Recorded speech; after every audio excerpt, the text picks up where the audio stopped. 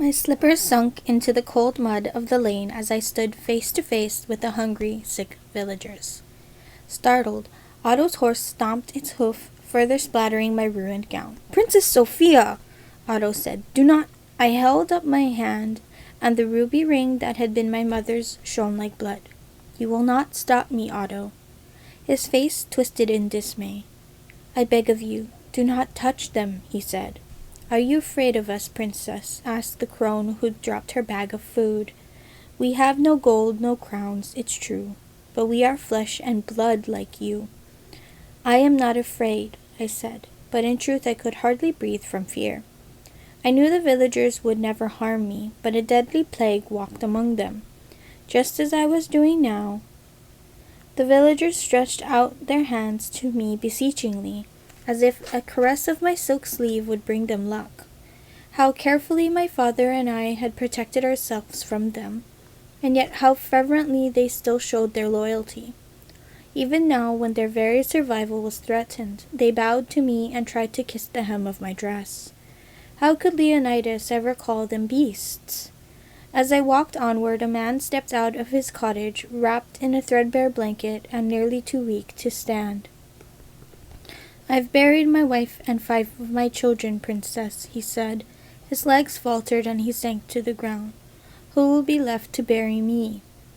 A woman in ragged dress pulled at my cloak. "Our children cry themselves to sleep at night," she said. "Is it better to wake hungry and afraid, or better to go to sleep forever?" These cruel questions I could answer in only one way. "Follow me to the castle," I said. "My father will give you food and medicine. I will demand it." But the woman who held my cloak shook her head. "Any one of us might carry the sheep. We cannot risk bringing it into the castle." Any one of us. I felt myself begin to shiver as I looked at the anguished, poverty-stricken crowd. What if this woman clutching my cloak had the sheep? What if Finna did? I tried to breathe calmly. I didn't want them to see my fear, only my strength that they might draw hope from. If I didn't touch anyone directly, I would be safe. That's what I told myself. Finna's mother came into the lane then. She walked slowly, carrying in her arms a small, lifeless form. Her ravaged eyes met mine, and then she turned, bearing away her dead child.